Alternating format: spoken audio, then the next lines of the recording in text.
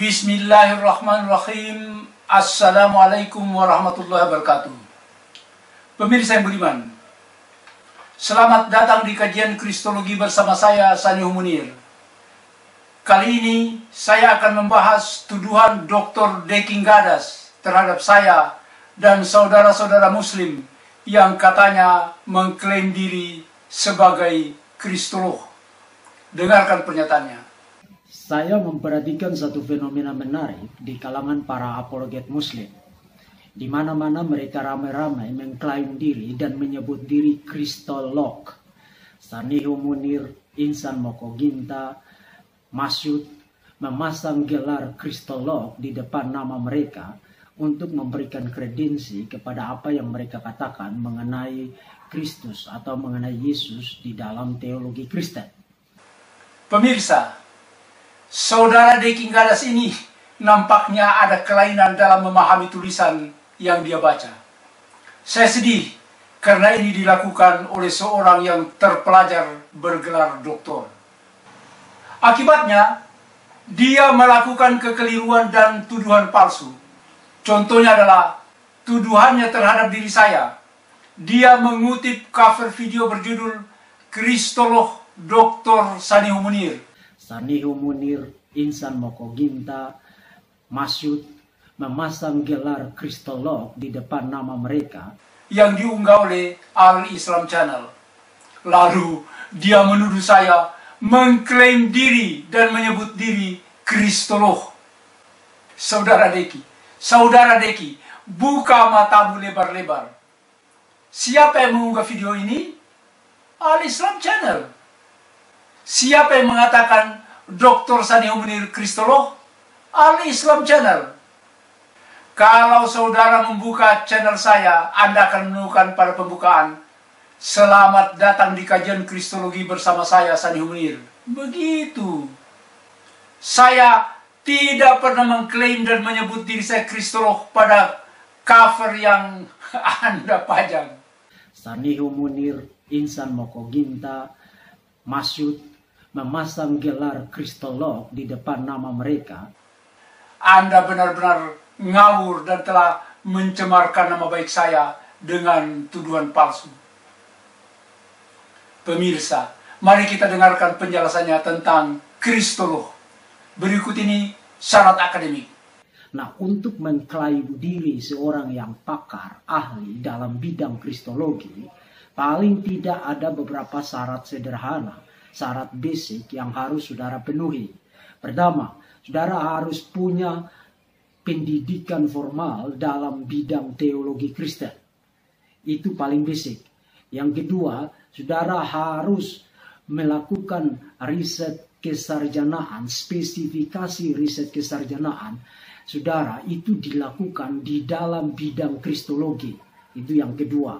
Yang ketiga, hasil riset kesarjanaan saudara itu dipublikasikan di dalam wadah publikasi akademik, semisal monograf atau semisal artikel jurnal ilmiah yang dibaca oleh publik dan mendapat interaksi dari publik.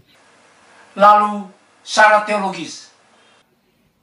Kekristenan basicnya, khususnya mengenai kristologi, percaya bahwa Yesus adalah Allah sejati yang pra-existence di dalam hubungan trinitarian yang harmonis dan setara antara Bapa, Anak, dan Roh Kudus. Kemudian anak berinkarnasi menjadi manusia, dan pada saat dia menjadi manusia, dia memiliki dua natur, natur ilahi dan natur manusia. Nah, sebelum kita membahas lebih jauh, mari kita simak dulu definisi Kristologi. Dari Christianity.com, Christology is the study of the Christ. Christology is the study of Christ.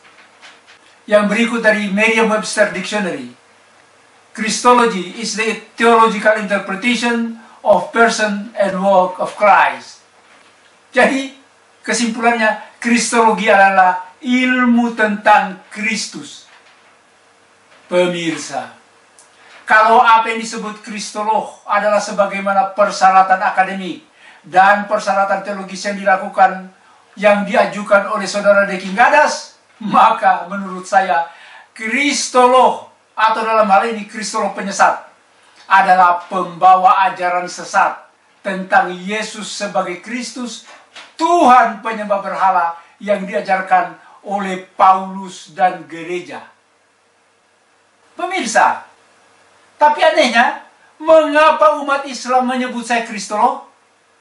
Mengapa umat Islam sedunia menyebut Dr. Zakir Naik dan Syekh Ahmad Didat sebagai kristolog? Ternyata kami umat Islam terlahir sebagai kristolog.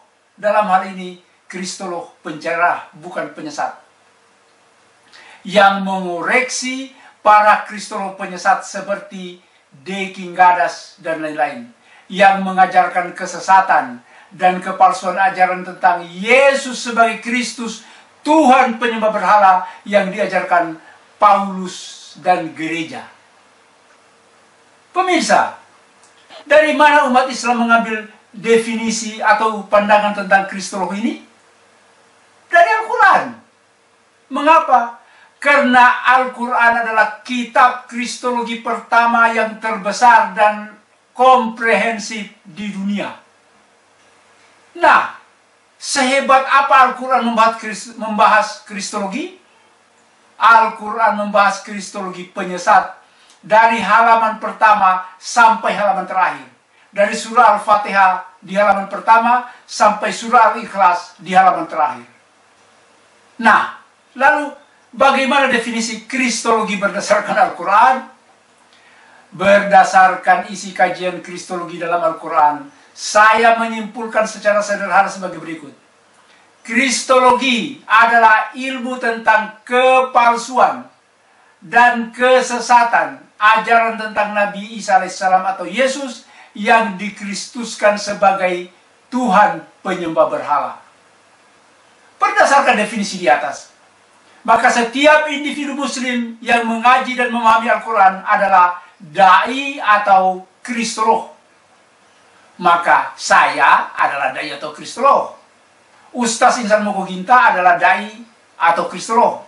Masyhud adalah da'i atau kristolog. Demikian pula Dr. Zakir Naik dan Syekh Ahmad Didat. Mengapa? Berikut adalah alasannya. Pertama, karena Al-Quran menempatkan setiap individu muslim sebagai da'i atau kristolog yang berperan menyeru manusia yang sesat, terutama umat Kristiani, agar kembali ke jalan Tuhan. Fungsi dan peran ini, pemirsa, tetap melekat pada individu muslim sampai mati. Sampai mati. A'udzu billahi minasyaitonir rajim. Ud'u ila sabili rabbika bil hikmah wal mau'izatil hasanah wajadilhum billati hiya ahsan. An-Nahl 125. Serulah manusia kepada jalan Tuhanmu dengan hikmah dan pelajaran yang baik, dan bantalah mereka dengan cara yang baik pula. Tugas setiap individu muslim adalah mengkritik dan meluruskan kesesatan umat Kristiani, terutama para kristolog penyesat seperti saudara Deki Gadas, Esra Soru, Muri Wali Yanto Manalu, dan lain-lain, dengan tuntunan Al-Quran. A'udzu billahi minasyaitonir rajim. Ya ahlal kitabi, ta'alu ila kalimatin sawa'in bainana wa bainakum, alla na'budu illallah wa la nusyrika bihi syai'an wa la yattakhidha ba'duna ba'dan arbaba min dunillah. Fa in tawallaw faqulu syahadu bi anna muslimun. Ali Imran ayat 64. Katakanlah, hai ahli kitab, mari berpegang pada suatu kalimat atau ketetapan yang tidak ada perselisihan antara kami dan kamu. Bahwa, pertama, tidak kita sembah kecuali Allah. Dan tidak kita persekutukan dia dengan sesuatu, dan tidak pula sebagian di antara kita menjadikan sebagian yang lain sebagai Tuhan selain Allah. Jika mereka berpaling, katakan kepada mereka, saksikanlah bahwa kami adalah orang-orang yang berserah diri kepada Allah atau Muslim. Jadi saudara Deki Gadas, jangan sewotlah. kami sebagai Kristolog pencerah memiliki kewajiban dan tugas mulia untuk mengajak dan menuntun Anda dan umat Kristiani kembali ke jalan lurus berdasarkan tuntunan Al-Quran. Kalau kami tidak menjalankan ini, kami akan dituntut oleh Allah di kemudian hari. Allah akan bertanya, "Hai Munir, apakah engkau telah meluruskan kesesatan ajaran ketuhanan Deki Gadas?"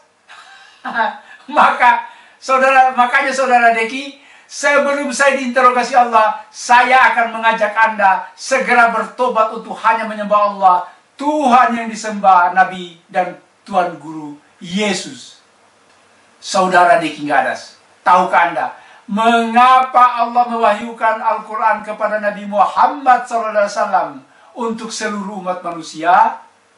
Karena kesesatan dan kepalsuan ajaran ketuhanan Kristen telah menggurita ke seluruh dunia dan telah meracuni logika dan akal sehat manusia. Jadi saudara Deki, tidak harus saya, Ustaz Insan Mokuginta atau Pak Masud, siapa saja umat Islam yang memahami isi Al-Quran secara otomatis adalah da'i atau kristolog yang dibebani tugas untuk meluruskan para kristolog penyesat umat seperti Anda, Deki, dan para pendeta lainnya. Selanjutnya, pemirsa, Dr. Deki Gadas berceloteh. Dan bukan hanya itu, saudara menguasai seluk-beluk isu-isu bahkan yang sangat detail di dalam bidang kristologi. Dan ketika saudara sudah sampai pada tahap itu, saat itu saudara dalam taraf yang bertanggung jawab bisa mengklaim diri sebagai seorang kristolog atau seorang ahli kristologi. Saudara Deki Gadas, seorang muslim harus menguasai seluk-beluk isu yang sangat detail di dalam bidang kristologi? Untuk apa? Seorang tentara yang maju ke medan perang hanya cukup dibekali senjata dan makanan seadanya. Tidak perlu membawa kasur, wajan, pacul, keranjang. Untuk apa? Demikian pula seorang muslim yang akan berargumentasi menghadapi para penginjil dan pendeta. Cukup memahami misi Al-Quran tentang tauhid dan hubungannya dengan ayat-ayat serupa yang masih tersisa dalam Alkitab. Bersenjatakan pemahaman misi Al-Quran tentang tauhid, serta dibekali akal sehat dan bukti-bukti eksternal, seorang muslim akan dengan mudah mendeteksi kebohongan dan kepalsuan ajaran ketuhanan Kristen yang mereka ajarkan. Tidak perlu seorang muslim untuk menjadi sarjana teologi serta menguasai segala macam tetek-bengek teknis peribadatan seperti yang disyaratkan oleh saudara Deki Gadas. Untuk apa? Jadi, para kristolog penyesat ini nampaknya adalah mereka yang sudah diracuni otaknya oleh kelicikan Paulus, yang menyuntikkan takhayul penyembah berhala yang bertentangan dengan ajaran tauhid Yesus atau Nabi Isa AS, sebagaimana yang nampak pada diri Dr. Deki Gadas. Sekian, billahi taufiq wal hidayah. Wassalamualaikum warahmatullahi wabarakatuh.